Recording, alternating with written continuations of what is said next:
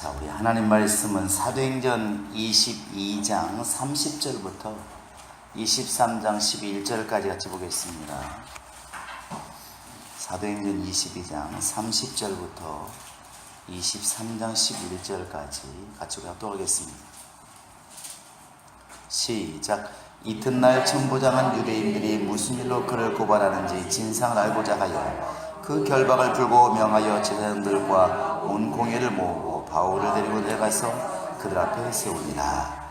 바울이 공회를 주목하여 이르되, 여러분 형제들아, 오늘까지 나는 범사의 양심을 따라 하나님을 섬겼노라 하고, 대제사장 아나니아가 바울 곁에 서 있는 사람들에게 그 입을 치라 하니, 바울이 그 입에 휘칠한다며 하나님이 너를 치시리로다. 내가 나를 율법대로 심판한다고 앉아서 율법을 어기고 나를 치라 하느냐 하니, 곁에 선 사람들이 말하되, 하나님의 대제사장을 네가 욕하느냐? 바울이 이르되, 형제들아, 나는 그가 대제사장인 줄 알지 못하였노라. 기록되었으되 너희와 백성의 관리를 비방하지 말라 했느니라 하더라. 바울이 그중 일부는 사두개인이요 다른 일부는 바리새인 줄 알고 공회에서 외치되, 여러분 형제들아, 나는 바리새인이요 또 바리새인의 아들이라. 죽은 자의 소망 곧 부활로 말미암아 내가 신문을 받는 이 말을 한즉 바리새인과 사두개인 사이에 다툼이 생겨 무리가 나누어지니, 이는 사두개인은 부활이 없고 천사도 없고 영도 없다 하고 바리새인은 다 있다 하니라. 크게 떠들세 바리새인 편에서 몇 서관이 일어나 다투어 이르되, 무리가 이 사람을 보니 악한 것이 없도다.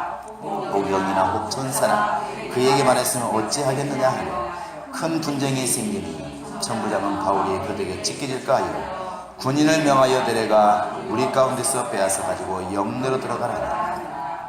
그날 밤에 주께서 바울 곁에 서서 이르시되, 함께하라. 내가 예루살렘에서 나의 일을 증언한 것 같이 로마에서도 증언하여야 하리라 하십니다. 아멘.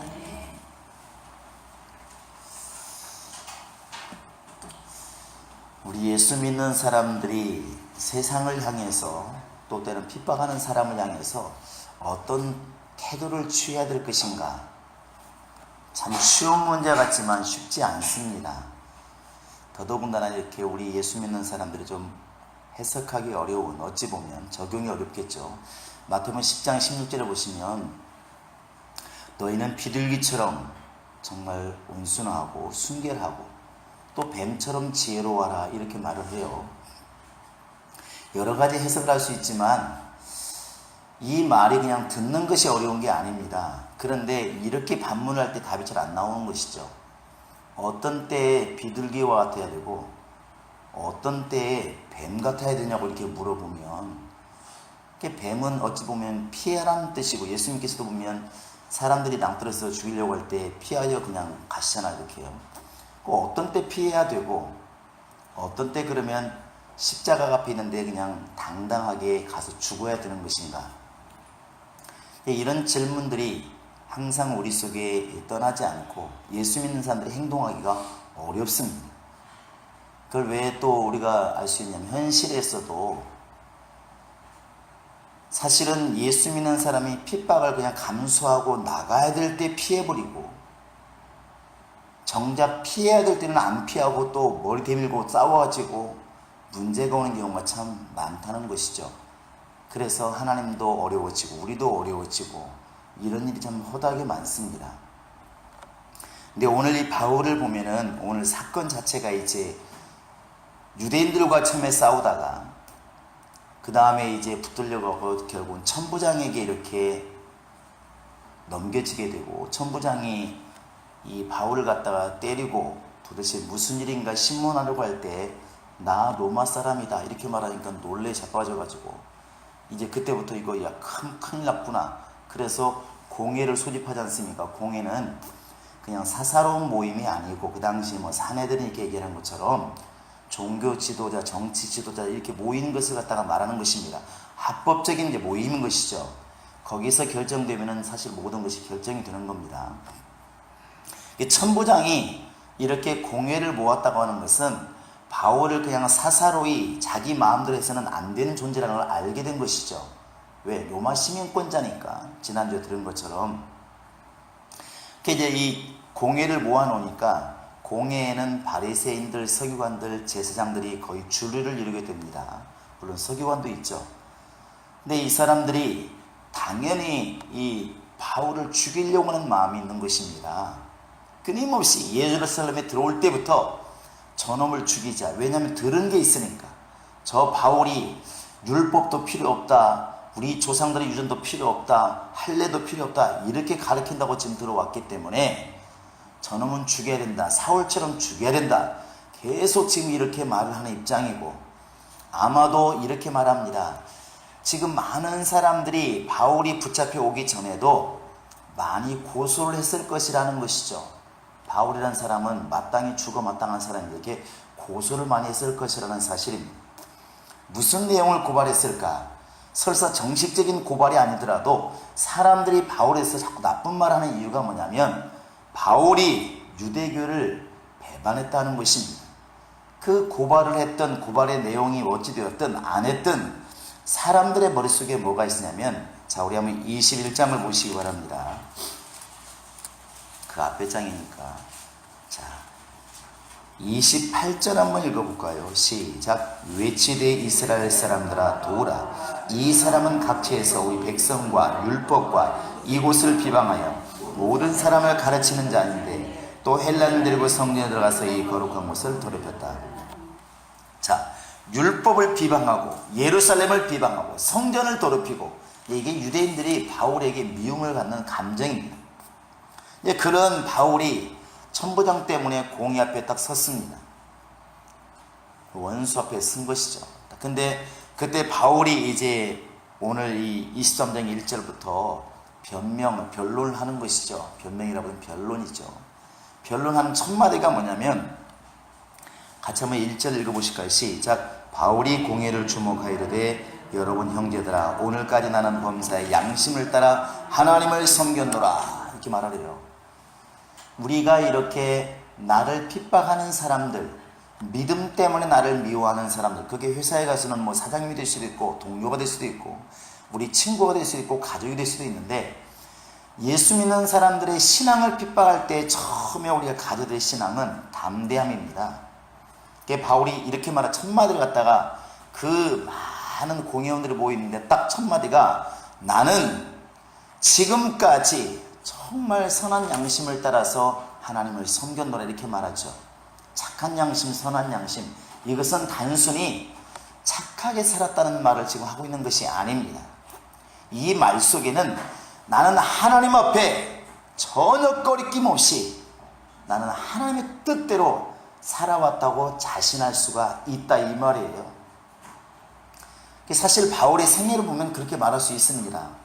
율법으로도 흠이 없다고 자기가 말할 정도로 율법으로 하나님을 섬길 때도 참 잘 섬겨왔고, 다메섹 가는 길에서 예수를 만난 다음부터는 철저하게 주의 음성을 들으면서 지금 왔잖아요.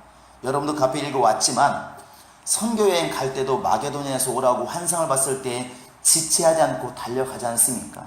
아나니아를 만나라고 할 때 가서 지체하지 않고 아나니아를 또 만나지 않습니까? 이렇게 하나님 명령을 예수 만난 이후부터는 벗어난 적이 없습니다.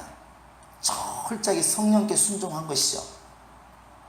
지금 자기를 못 잡아먹어서 안달인, 이런 말을 좀 써서 죄송한데 여러분 이해하시기 바랍니다.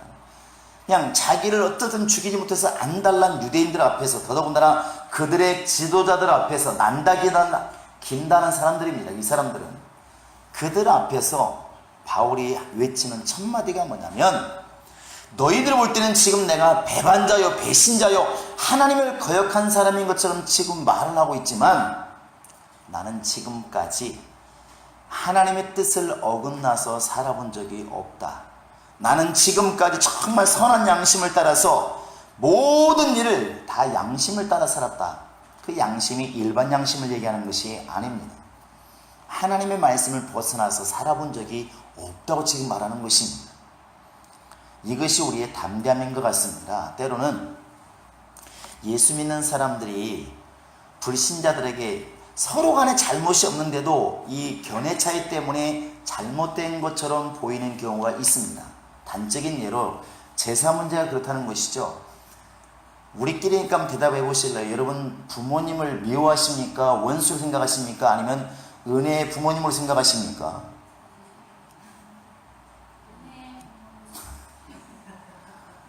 질문이 좀 어렵나요? 여러분, 부모님을 왼수로 생각하십니까? 아니면은 정말 사랑의 대상으로 생각하십니까? 효도의 대상이 맞죠. 그런데 불신자들은 이렇게 하잖아요. 제사를 드리지 말라고 그러니까 예수 믿는 것들은, 이건 제 말이 아닙니다. 예수 믿는 것들은 부모도 없고 조상도 없고 다 이렇게 말을 하잖아요. 근데 이게 뭐냐면 우리는 지금 그리 하지 않는데 그 사람들은 그렇게 오해를 한다는 것입니다. 그런데 그렇다고 해서 우리가 그러면 그들의 구미에 맞게 제사를 드리는 것이 맞느냐? 그것도 아니지 않습니까?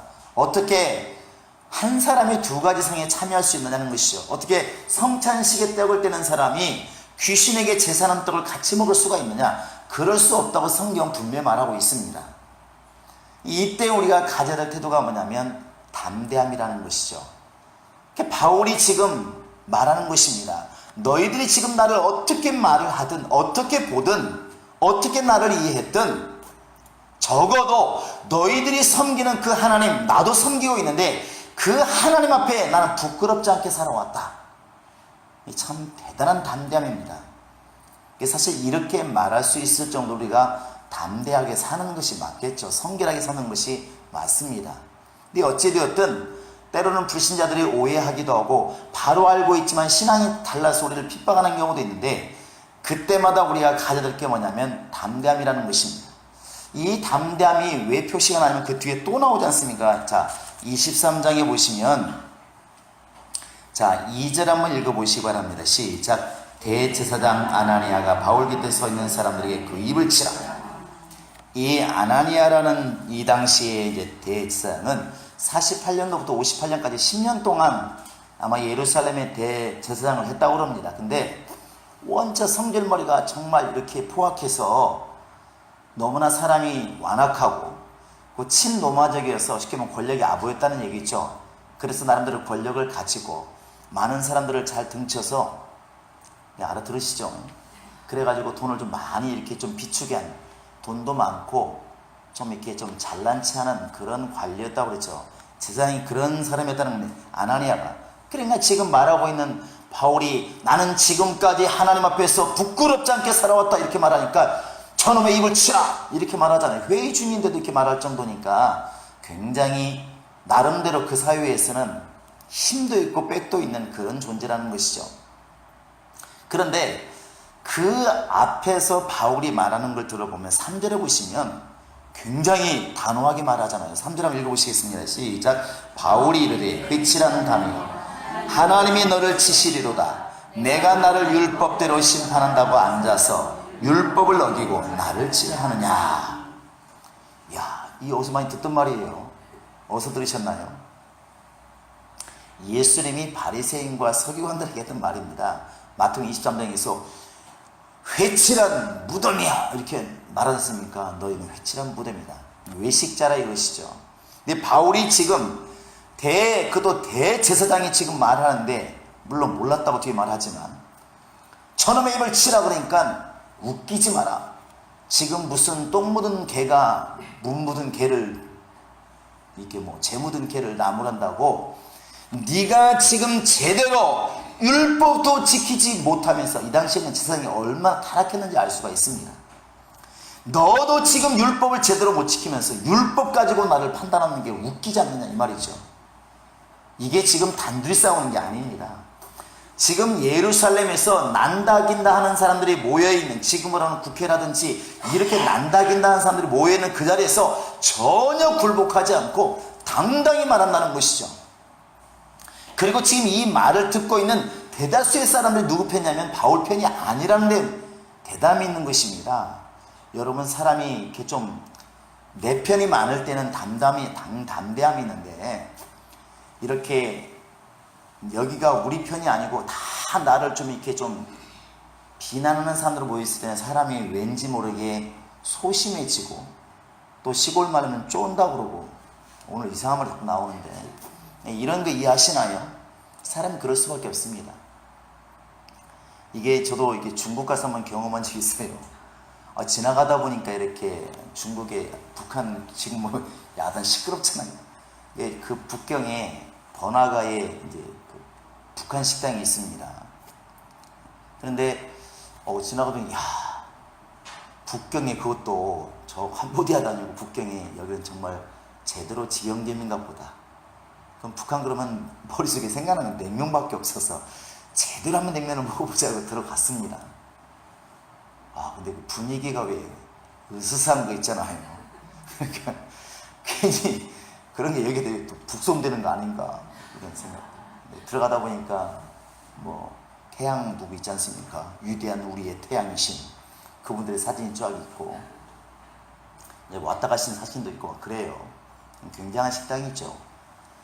이제 가가지고 싹 보면서 근데 이제 말투가 TV에서 많이 듣던 말투들 이제 조용히 한쪽에 앉아가지고 먹습니다 이렇게. 근데 이게 말을 크게 못 하겠는 거예요. 말을 크게 하면 한국 사람이라는 게 딱 표시가 나잖아요. 다 북쪽 말을 쓰고 있는데 조용히 먹습니다. 아가씨들 서빙하는데 조용히 말을 하잖아요. 여기 같으면 어떻게 불러요? 사장님! 여봐요! 부르잖아요. 거기서 조용히 부르네요. 여보세요? 가위 좀 주세요. 아가씨가 말합니다. 냉면은 잘라먹는 게 아니에요. 예. 근데 내내 옆에 테이블이랑은 막 사람들이 그 TV에서 보는 것처럼 이 사람들이 뚱뚱한 사람들이 없더만요. 그 뺏석 많은 얼굴 그 사람들이 그 북쪽 말을 막 자신있게 막 웃고 떠들고 얘기를 하는 거예요. 근데 그럴수록 우리는 자꾸 소심해지는 거 있잖아요. 점점 말을 크게 못하는 거 있습니다. 냉면만 먹지요. 야, 그 분위기라는 게 참 무시 못합니다. 이게 무시 못하는 거죠. 모르겠습니다. 북한 사람도 아마 한국에 오면 그런 분위기를 느낄지도 모르겠어요. 우리는 매우 편한데 그들은 그럴지도 모르겠어요. 죽을지 모른다는 그런. 마찬가지로 어찌 보면 바울도 그럴 수 있지 않을까 생각한다는 것입니다. 이렇게 지금 여기에 정말 대제사장부터 시작해서 정말 바리새인들, 사두개인들, 정말 서기관들, 난다긴다는 사람 다 모여가지고 정말 저놈을 좀 어떻게 해보자 이런 눈초를 가지고 지금 나를 지켜보고 있을 때에 내가 여기에서 나는 하나님 앞에 부끄럽지 않게 살아왔다. 오늘 죽는다 할지라도 거기서 한 사람도 외칩니다. 저놈의 입을 돌로 치라. 웃기지 마라. 너나 똑바로 해라. 이렇게 말하기가 쉽겠냐는 것입니다. 이게 바울의 어찌 보면 위대함이 여기 있는 것 같습니다. 신앙 문제에 대해서는 전혀 양보가 없었다는 것이죠. 또 하나는 자기 신앙에 대해서는 지금 여기서 이 말한 것 때문에 오히려 붙잡혀서 죽을지도 모르는 그전부터 계속 성령이 예언이지 않습니까? 예루살렘에 올라가서 모진 고난과 핍박을 받으라. 올라가지 말아라. 많은 사람이 말렸잖아요.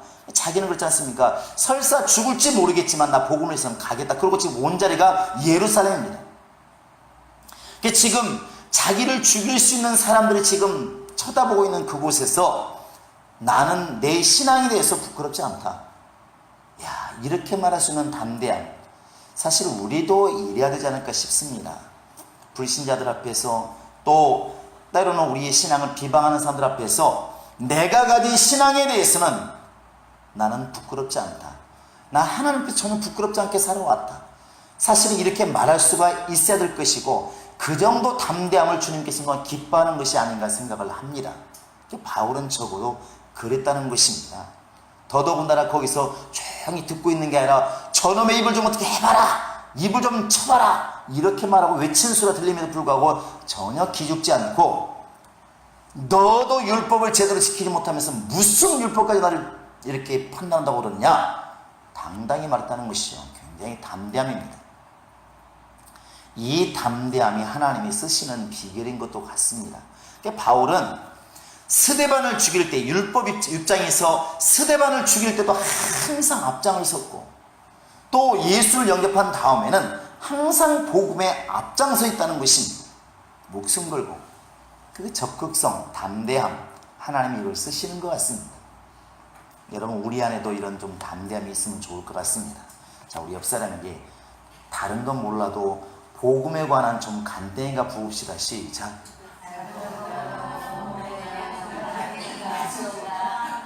목사를 그렇게 한다고. 여러분 담대하십시오. 그래야지 간땡이가 부유합니다. 그 다음에 이 바울이 오늘 이렇게 이 사람들을 대하는 부분에서 또 하나 우리가 좀 봐야 될 모습, 기독교인들의 모습이 뭐냐면 하나님의 권위에 대해서는 철저하게 순종한다는 것입니다. 바울이 말하지 않습니까? 아나니아한테 너도 네 입이나 다물어라. 네가 지금 율법 하나 제대로 못 지키면서 무슨 나를 지금 판단한다고 말하고 있느냐? 이렇게 말했더니 옆에서 뭐라고 그러면 아니 지금 저 사람 누군지 아느냐? 지금 대제사장이다 이렇게 말을 해요. 네가 뭔데 대제사장에게 지금 함부로 말을 하느냐? 이렇게 말하니까 바울이 몰랐어 이렇게 말을 하잖아요. 보시면 자 한번 보시기 바랍니다. 3절 4절 4절 5절 한번 읽어보시겠습니다. 시작. 곁에 선 사람들이 말하되 하나님의 대제사장을 네가 욕하느냐? 바울이 그의 형제들은 그가 대제사장인 줄 알지 못하였느라 기록하였으되 너희의 백성의 관리를 비방하지 말라 하였느니라. 바울이 금방 꼬리를 내리죠.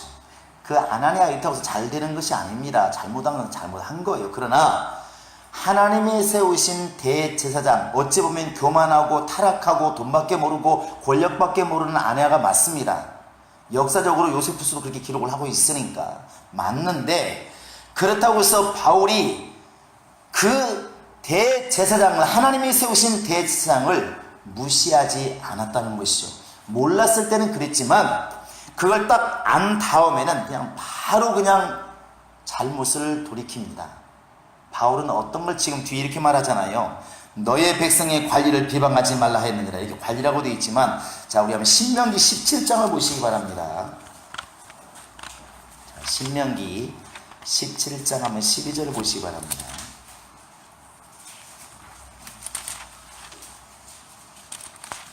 (17장) 12절 같이 보겠습니다.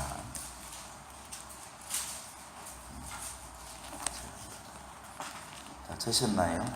자, 한번 시작. 사람이 말을 무겁게 행하고 행하는 여호와 앞에 서서 섬기는 제사장이나 제사장에게 치지 아니하면 죽여 이스라엘 중에서 악을 제하여 보라. 자, 사람이 법 없이 법을 무시하며 사는 사람도 죽여야 되지만, 네 하나님 앞에 서서 섬기는, 곧 하나님을 섬기고 있는 제사장이나 재판장에게 듣지 아니하거든, 재판장을 무시하거든 그 사람도 죽여라.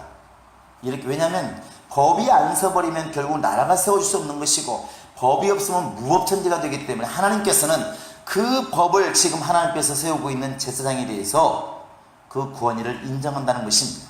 이렇게 말하니까 제사장은 무슨 법도 없이 천하무적인 것처럼 생각해서는 안 됩니다. 그 제사장은 하나님이 심판하십니다.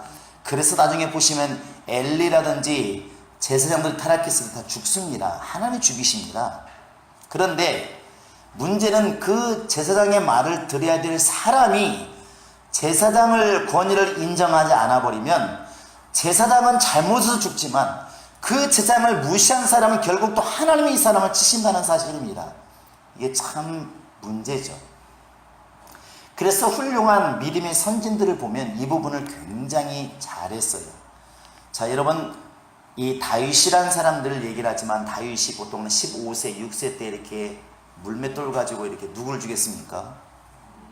골리앗을 죽였어요. 지금도 거대하다 그러면 골리앗을 얘기했잖아요. 그런데 그때 이렇게 하나님께 기름 부음을 받고 그가 이제 거의 25세 되어서 이렇게 유대 왕이 되고 30세 넘어서 온전히 이스라엘의 왕이 되었는데, 그 한 10여 년 동안 도망 다녔습니다. 누구한테?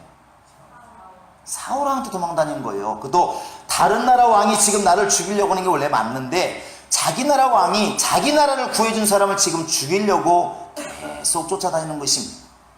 그래서 막벨라 굴에 가서 자기도 하고, 때로는 블레셋 군대 가가지고 침 흘리면서 미친 짓 하기도. 왜? 살아야 되니까. 그런데 보통 사람 감정이면 사울을 죽여버릴 것 같아요.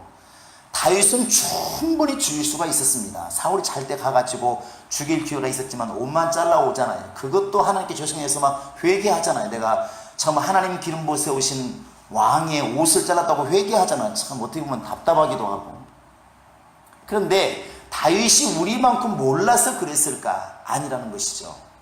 다윗은 사울을 지금 죽여도 백성들은 내 편을 든다는 걸 다 알고 있습니다. 왜? 사울이 지금 너무 타락해가고 있고 너무나 문제가 많기 때문에 그 당시에 다윗이 사울을 죽이면 사람들은 사울왕이 다윗에게 나쁜 짓 한 걸 다 알고 있기 때문에 오히려 다윗에게 박수를 칠 것이라는 것이죠. 죽일 놈 죽었다고. 그런데 다윗은 그렇게 하지 않았다는 것입니다. 죽이질 않았어요. 오히려 다음날 아침에 이렇게 말하잖아요. 보이시면서 왕이시여 왜 나를 죽이려고 하십니까? 어젯밤에 내가 당신을 죽일 기회가 있었지만 나는 그리하지 않았습니다. 여기 그 증거로 옷을 벤 흔적이 있습니다. 사울이 보니 자기 옷이 베어 있잖아요. 잠깐 회개합니다. 내가 잘못 생각했다. 그럼 또 죽이려고 합니다. 나중에 사무엘 1장에 가보시면 사울왕이 결국 죽죠. 전쟁에서 죽습니다. 근데 어떤 병사가 와서 얘기합니다. 왜냐하면 다윗이 그 속을 계속 기뻐할 것 같으니까 왕이시여 사울이 죽었나이다. 사울이 죽었나이다. 그래 어떻게 죽었느냐. 그가 지금 적군에게 패해서 정말 고통 중에 신음하고 있는데 나보고 말하기를 좀 제발 죽여달라 이렇게 말하길래 내가 죽였나 이렇게 말을 해요. 그렇게 말하면 그 정말 10년 동안 도망다니면서 얼마나 다윗을 고통스럽게 했는데 죽이려고 창을 던지고 화살을 쏘고 죽일 별짓을 다 했기 때문에 이렇게 내가 사울을 죽였다고 말을 하면 이 지금 다윗이 얼마나 기뻐할까, 얼마나 큰 상을 내릴까, 그럴지도 모르겠습니다. 그런데 다윗이 어떻게 대응하던가요? 네가 하나님이 기름 부어 세우신 종을 죽이면서도 네가 온전할 줄 알았느냐? 착각하지 마라. 지금 당장 저놈을 죽여라. 결국은 그 병사가 그 자리에서 죽임을 당합니다. 다윗이 왜 죽였을까요? 그 신하를. 다윗은 그 신하보다도 하나님의 권위를 무시한 것에 대해서 분노하는 겁니다. 다윗이 일반인과 다른 게 뭐냐면 놀라운 능력이 바로 여기에 있다는 것이죠. 바울도 마찬가지입니다. 몰랐을 때 지금 아나니아를 막 비방했지만 아나니아가 하나님이 세우신 대제사장이라는 것을 딱 듣는 순간 바로 돌이킵니다. 나 몰랐다. 그리고 뒤에 이런 말 하잖아요. 너희 백성의 관리를 비방하지 말라 했느니라. 왜 기록된 말씀을 이렇게 왜 인용을 했을까? 나 이 말씀을 알고 있다는 것입니다. 내가 이 말을 알고 있기 때문에 알았으면 절대 나 그렇게 하지 않는다. 지금 내가 잘못된 것을 안다는 것입니다. 우리의 신앙은 바로 이것인 것 같습니다. 이 교회 안에서도 항상 분란이라 할 때 보면 월등히 뛰어난 사람이 순장이나 조장이나 구역장이 되면 문제가 없어요. 그 사람이 구역장 될 사람이 돈도 많고 나이도 많고 오래되었고 교회 나온 지 오래되었고 모든 것이 뛰어난 사람이 구역장을 하면은 웬만하면 그냥 따라갑니다. 물론 뒤에서는 또 한 소리 합니다. 잘난 체 하기는. 하지만 따라가요. 왜? 얻는 게 있으니까. 근데 문제는 비슷하든지 아래가 되었을 때 문제가 오는 거예요. 나보다 배운 별로 없고 아니면 비슷하고 집도 오히려 우리 집이 훨씬 크고 나한테 늘 아쉬운 해야 되고 이렇게 사람이 직분자가 되었을 때 사람은 때로는 구역장으로 인정하긴 하지만 대다수의 머릿속에 뭐냐면 무시하는 게 있는 것이죠. 배운 게 없으니까 경험이 없으니까 계속 이렇게 본다는 것이죠. 그런데 공부할 때는 알아요. 가르친 사람이 배운 사람도 직분은 누가 주신 거라고? 다시 크게 말해보세요. 누가 주신 거라고? 정말로 그렇게 믿으시나요? 정말로? 그러면 이제부터 교회에서 주는 직분자는 크든 작든 나보다 못났든 잘났든 여러분 그분을 돕는 자는 될지언정 회방자 되어서는 안 됩니다. 그게 신앙의 모습이에요. 그래서 바울도 말하기를 디모데한테 편지 쓸 때 너의 어린 것을 업신여기지 못하게 하라. 네가 나이는 어리지만 하나님이 너를 세웠다. 그러니까 너 스스로 그걸 좀 깨닫고 좀 담대했으면 좋겠다. 그거 아니겠습니까? 그것은 그 구역장을 내가 지금 존중하고 아낀다고 해서 내가 그 사람보다 못해지느냐? 영적으로는 절대 아닙니다. 아까 예를 든다면 다윗이 그 사울왕이 쫓겨다니면서 사울왕을 존중하잖아요. 끝까지 존중합니다. 그러면 다윗이 그렇게 무시를 당했다고 다윗이 낮아지느냐? 사울보다 훨씬 높이 올라가더라는 것이죠. 그게 바로 이제 너를 낮추어라. 그러면 하나님께서 때가 되면 너를 높이시라. 이거 아니겠습니까? 사람에게 내가 잘난 체하고 높여봤자 무슨 소용이 있겠냐는 것이죠. 이 비결이 바로 겸손이라는 것입니다. 근데 바울은 하나님이 세우신 자라는 사실을 아는 순간 바로 그냥 무릎을 꿇는 겁니다. 비록 나를 지금 죽이려고 하고 모든 사람이 저 사람 포악자라는 걸 다 알고 있지만 적어도 내가 그 사람을 대적하지 않는다는 것입니다. 왜냐하면 하나님이 세우신 사람이기 때문에 그렇습니다. 바로 우리 예수 믿는 사람들이 예수님의 권위를 인정하지 않으면 누가 인정할까?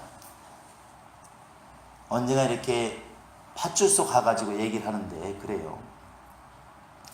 어떤 분이 뭐 이렇게 뭔 얘기해서 목사님이시라고, 아유 목사님도 술 먹고 담배 먹고 다 하는데 뭐 이래버리니까 서글프잖아요. 또 이제 한 번은 음주운전을 갔으니까 음주운전 측정을 하잖아요. 했다는 게 아닙니다. 이게 가는데 걸렸어요.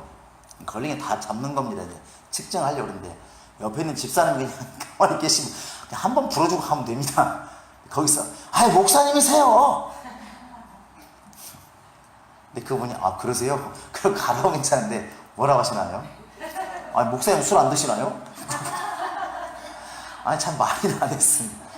그게 참 갑자기 뭔지 모르게 참 이렇게 좀 서글퍼지는 게 있잖아요. 그러니까 우리나라의 이렇게 기독교인 목사님들의 권위가 적어도 목사님들이라면 믿을만해. 술 안 먹어. 이게 우리 속에 다 팽배해 있으면 목사님이십니까? 그럼 가세요 할 텐데 경찰도 머릿속에는 똑같은 거야. 사장님도 술 먹고 목사님도 술 먹고 이렇게 생각하고 있으니까 목사님이신데요. 그래서 뭐 어쩌라고 부르세요. 이렇게 나와버리니까 차라리 말을 안 했으면. 그런데 문제는 교회 안에서도 마찬가지라는 것이죠. 교회 안에서도 만약에 성도들이 목사님이라고 뭐 어쩌라고 이렇게 나와버리면 누가 서글프겠어요? 하나님이 서글픈 거예요.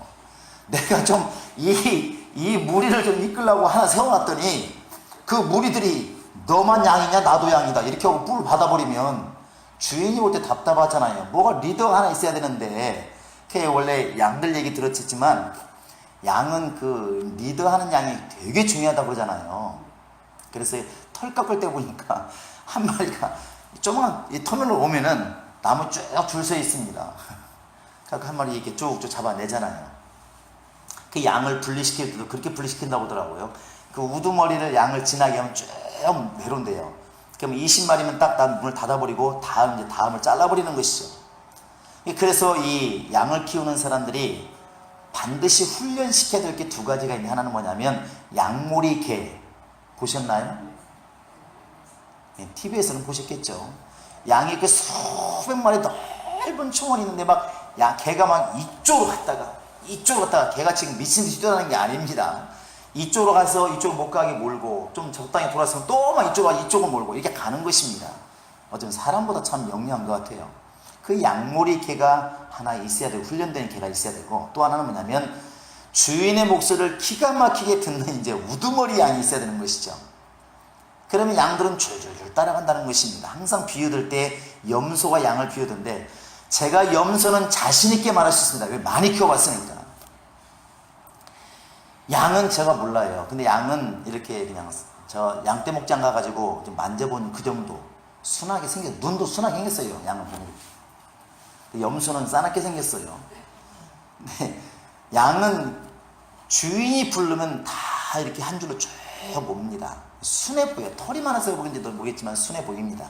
근데 염소는 희한하게 양과 염소의 비유를 그래서 들은지 모르겠는데 염소는 이상스럽게 반항아적이에요. 어릴 때 참 많이 때렸습니다. 저도 빠치기도 하고. 염소를 이렇게 데리고 가잖아요. 그러면 이제 학교 갔다 와서 풀을 뜯기로 가주면 사실 나한테 고마워야 되잖아요. 드디어 우리 주인이 오셨구나. 저를 10번 해도 지금 싸우는 게 부족합니다. 그런데 땡기면 일단은 버텨요. 왜 그런지 모르겠어요.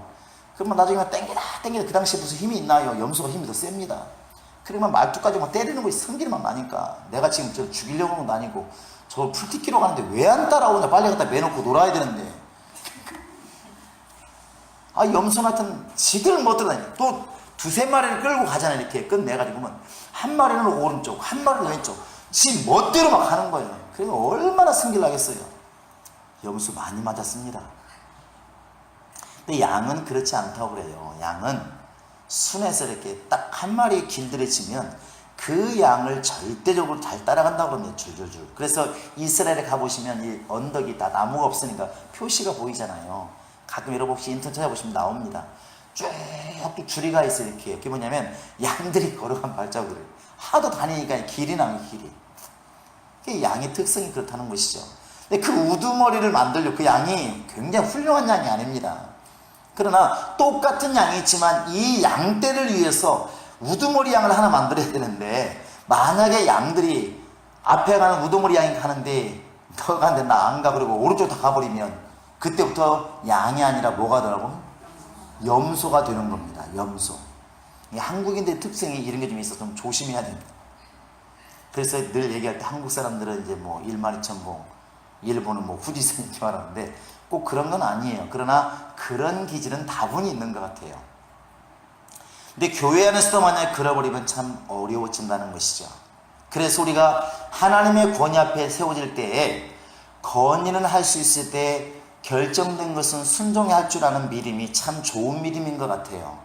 뒤엎을 만한 능력이 없어서 그냥 목사 말을 듣고 직분자 말을 듣는 게 아니고, 하나님이 지금 이 순간만큼은 저 사람을 쓰신다고 생각하고 순종해 주는 것, 그것이 내가 낮아지는 게 아니고 결국에 보면 나의 훌륭함이 드러나는 문제라는 것입니다. 그래서 성경에서 바울도 말하기를 너희는 교회 앞에서 거치는 자가 되지 말고 이렇게 말하고 있는 것입니다. 여러분도 목사 말을 잘 되돌리면 순종해 주시기 바랍니다. 큰일 났네. 대답이 잘 안 나왔어요. 제 말을 안 들어도 좋으니까 성령의 음성은 순종하시기 바랍니다. 그리고 목사는 목사이기 때문에 좀 듣습니다. 교회 안에 와서만큼은. 그런데 이제 목사를 돕게 되는 회장이라든지 선교회장이라든지 구역장이라든지 무슨 뭐 부장이라든지 이런 사람들은 어찌 보면 교역자가 아니라는 것 때문에 더 말을 안 듣는 수가 있습니다. 근데 지혜로운 사람은 말을 듣습니다. 그 사람 보고 듣는 게 아니라 하나님이 세웠다는 그것 때문에 듣게 되는 것입니다. 우리 교인들이 그 보이지 않는 부분을 볼 수 있는 그런 지혜가 있기를 바랍니다. 그리고 바울이 이제 이 자기를 죽이려고 하는 사람들을 보았을 때 대했던 태도 하나가 뭐냐면, 하나님의 편을 도울 수 있는 사람들을 즉시 알아본 겁니다. 이건 참 매우 중요한 것 같아요.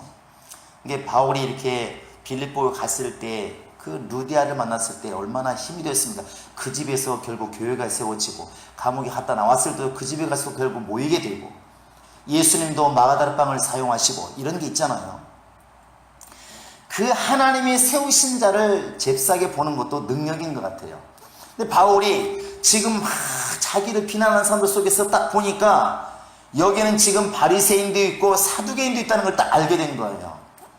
여러분 바리새인들 아시죠? 바리새인 누군가요? 바리새인은 알지만 누군지는 모릅니다. 근데 바리새인들은 말 그대로 뭐 파리심 이렇게 얘기하는데 경건주의자들입니다. 경건주의자들. 저 바벨론 포로로 갔다 오면서부터 시작해가지고 정말 우리가 제대로 신앙생활하자, 깨끗하게 신앙생활하자, 정말 성전을 깨끗하게 하자, 이런 이제 성결운동이 계속 진행 오다가 뭐 하스문 왕조 지나면서 이렇게 또 그러니까 신구약 400년 있었을 때에 그때 이제 많은 이렇게 분파들이 많이 생기게 되는데, 그 마카베오 시대 이때 이제 바리새파가 왕성하게 일어났다고 그래요. 그게 이제 경건주의자들인데, 이 사람들은 신앙 우리가 지금 믿는 걸 다 믿고 있습니다. 부활도 믿고 있고 하나님 살아계신 것이라 천사는 이걸 다 믿고 있습니다. 다만 깨끗하게 거룩하게 살자 이렇게 주장하는 사람들인데, 말은 좋은데 그게 육체에 한정되어 있기 때문에 문제가 오는 것입니다. 실제로 겉으로는 굉장히 거룩한 사람들이에요. 그런데 사두개인들은 어떤 사람들이냐면, 다윗 시대에 사독이란 대제사장이 있었다고 그래요. 거기서부터 그 사람을 따라서 이렇게 온 사람들, 그런 주의를 따라가는 사람들, 그 사두개인들인데, 그 사람들은 이 모세 오경만을 인정하는데, 그 사람들은 이렇게 덧붙여진 것 이런 것도 믿지 않고, 영도 믿지 않고, 오늘도 지금 그렇게 나와 있잖아요. 8절에 보시면 부활도 믿지 않고 천사도 믿지 않고 안 믿어요. 이 말은 무슨 얘기냐면 현실주의자라는 것입니다. 죽어서 뭐 영이 무슨 소용이 있겠어, 이렇게 말하는 사람들, 천사가 어디 있어, 성경 그냥 교훈으로, 하나의 좋은 지혜로 이렇게 받아들이지, 그렇게 영적인 것으로 받아들이지를 않았다는 것입니다. 대신에 현실주의자이기 때문에 권력과 가깝고 돈 같은 거 잘 벌고 당연히 돈도 많고 부자들이 많았다는 것이죠. 다만 이제 바리새인과 이 사람은 영적으로 살려고 애쓰는 사람들이고, 이 사람들은 육신적으로 잘 살려는 사람들이니까 이렇게 공예로서는 모이긴 하지만 서로 간에 사상이 나오면 싸움이 붙을 수밖에 없는 것입니다. 근데 바울이 이것을 딱 간파한 것입니다. 거기서 이제 바울이 하나의 논쟁을 던지죠. 그게 뭐냐면, 내가 지금까지 참 하나님 앞에 떳떳하게 살아왔노라 이렇게 말하고 제사장 문제가 지난 다음에, 내가 지금 이렇게 핍박을 받는 것은 다른 문제가 아니라, 내가 지금 예수님이 부활하셨다고, 하나님이 계시다고, 천사가 있다고, 영적인 것이 있다고 이렇게 말하니까 지금 나를 핍박하고 있다 이렇게 말을 던졌어요. 이 말은 바리새인들 때는 그게 다 왜 틀리지? 이렇게 듣는 것이고, 사두개들은 역시 저놈은 나쁜 놈이구만, 우리 편은 아니다 이겁니다. 따라서 해보세요. 우리가 남이가 한동안 이게 유행이 있었습니다. 그러니까 처음에는 지금 바리새인들, 서기관들, 그 다음에 사두개인들이 야, 바울 저놈을 어떻게 좀 잡아 죽여야 할 텐데 이러고 모여 있는데, 바울이 딱 던지는 말이, 나는 지금 여러분 잘 듣기를, 나는 정말 우리의 소망이 뭐냐, 부활 아니냐, 주님의 나라 아니냐, 천사 아니냐, 바로 이런 것 때문에 핍박받고 있다. 그러니까 바리새인들이 갑자기 맞을 수도 있겠다 이렇게 말하는 것이고, 사두개들은 무슨 미친 소리 하는 거야 이렇게 되는 것입니다. 좀 이따 한참에 어떻게 되냐면 서로 막 싸우는 것입니다. 당연히 부활이 있지. 저쪽에서 뭐라고 하는 게, 사두개인들이 쓸데없이 죽음을 끝나는 뭐가 있냐. 나중에는 바울하고 처음에 싸우러 왔는데 나중에는 누가 싸우냐, 바리새인과 서기관이 싸우는데 얼마나 크게 싸우는지 말로 할 수가 없습니다. 그게 아마 우리나라 사람들께도 마찬가지인 것 같아요. 여러분 국회 보시면 이거 장면 금방 이해합니다. 국회 보시면 알아요. 그러니까 언제 하나가 되냐면, 헤롯과 빌라도가 예수를 죽일 때 그날에 친구가 되니라 그랬습니다.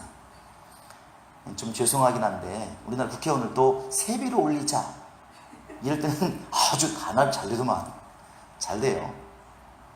그런데 무슨 문제가 있어 우리 편이 손해보게 될 때 보면은, 야, 국회의원들도 되게 싸움 잘합니다. 여러분 우리나라 유명한 대만도 이걸 수입해가지고 대만 국회도 지금은 의자 던지고 싸운다고 그러더라고. 그게 뭐냐면 서로 간에 이해가 안 맞으면 싸우는 겁니다. 그러니까 바리새인과 사두개인들이 엄청난 싸움이 일어난 것입니다. 그러니까 천부장이 가만히 보니까, 이 천부장은 지금 한편에서는 가슴이 쫄려있는 사람이잖아요. 왜? 지금 바울을 갖다가 재판도 하지 않고 막 때리고 문제 일으켰던 사람이기 때문에, 이렇게 보니까 이러다가는 바울이 중간에서 찢어 죽일 것 같은 거예요. 잘 보시기 바랍니다. 야, 우리 한번 10절 읽어볼까요? 시작. 큰 분쟁이 생기니 천부장은 바울이 그들에게 찢겨질까 하여 군인을 명하여 내려가 무리 가운데서 빼앗아 가지고 영내로 들어가라 하니라. 가만히 보니까 바울이 여기 있다가는 찢겨 죽을 것 같으니까 피난시키죠. 그런데 잘 생각해 보시면 지금 이 자리에서 피난 가게 되는 것, 피신하게 만드신 것 하나님의 은혜죠. 근데 그 순간에 바리새인과 사두개인들의 그런 서로 간의 적대시하게 싸움 만들게 누구냐면 바울의 말 한마디입니다. 기가 막힌 것이죠. 자기를 향한 그 적대적인 눈이 서로를 보게 만들었다는 이 자체가 대단한 것입니다. 물론 어떤 신학자들은 그렇게 분란을 막게 만드는 것은 바울이 못된 거다, 서로 싸우게 만들었다, 이렇게 말하는 사람도 있더라고요. 그러나 이 순간에 분명히 바울은 하나님의 지혜로 나는 이걸 봤다고 생각을 합니다. 결국에 바리새인들이 처음에는 자기를 지금 핍박으로 모여있지만, 결국에는 바리새인들이 바울 편으로 그 순간만큼은 돌아섰잖아요. 돌아선 겁니다. 그리고 바울은 결국 피신하게 되고, 천부장이 피신하게 되고, 가장 중요한 게 뭐냐면 저들은 싸우든지 말든지, 이 바울을 핍박하든지 말든지 하나님은 역시 바울을 보고 계시고 바울도 하나님 보고 있다는 사실입니다. 그게 이제 11절에 나와 있습니다. 같이 한번 우리 읽어볼까요? 시작. 그날 밤에 주께서 바울 곁에 서서 이르시되 담대하라. 내가 예루살렘에서 나의 일을 증언한 것 같이 로마에서도 증언하여야 하리라. 참 하나님의 일을 하니까 참 하나님께서는 그와 더 가까워지죠. 특히 이 단어를 잘 보시면, 자, 그날 밤에 주께서 바울, 그 다음 나오는 단어가 뭔가요? 곁에 서서 이렇게 되어 있습니다. 곁에 서서. 야, 이게 참 은혜 아닌가. 우리가 이러기를 원치 않나요? 주님께서 다른 게 아니라 하늘에서 말씀하시는 그런 말씀이 아니라, 처음에 바울을 만날 때는 하늘에서 소리가 들렸고 하늘에서 말씀하시다고 나와 있습니다. 그런데 여기에 보면은 바울 곁에 서서, 얼마나 정말 바울이 가까워지고 충만하고 주님께서 얼마나 바울을 가까이 하면 이렇게 정말 표현하고 말할 수 있을까. 그러니까 지금 바리새인과 사두개인들이 싸우든 말든, 유대인들이 지금 자기를 핍박하든 말든, 바울과 하나님의 관계는 계속 그냥 진행해 나가는 것입니다. 하나님의 일은 진행해 나가는 것입니다. 우리나라 말로 개가 짖든 말든 그냥 기차는 달린다고 그러는 것처럼 하나님의 역사는 진행해 나가는 것입니다. 이것이 우리에게는 은혜이고 우리가 또 마땅히 가야 할 길이라고 생각을 합니다. 할렐루야. 세상 사람들이 예수 믿는 사람을 핍박하든 때로는 좋아하든 우리를 칭찬하든 상관없다는 것입니다. 그것과 상관없이 우리는 주님과 계속 같이 가는 길, 그 길은 그냥 계속 진행되어지는 것입니다. 사도행전은 지금도 계속 진행되고 있다는 사실이죠. 여러분, 바울처럼 우리 안에 그런 믿음이 있기를 원합니다.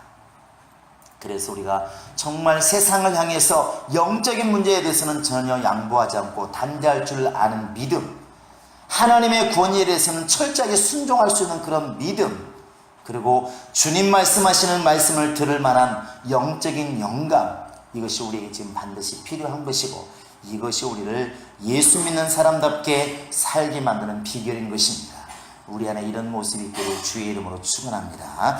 이 시간 우리 다 같이 기도하실 때, 하나님, 내 안에 정말 그런 믿음이 있게 하소서. 다른 것은 나 양보할지라도 영적인 문제는 나 양보하지 않게 도와주시고, 내 신앙에 대해서 자신감을 가지게 도와주시고, 내 신앙을 자랑할 줄 아는 신앙 되게 도와주시며, 정말 늘 주의 음성을 들을 수 있는, 성령의 교회들이 하시는 말씀을 들을 수 있는 그런 영감이 내 안에 있게 하소서. 예수의 이름으로 간절히 기도하시겠습니다.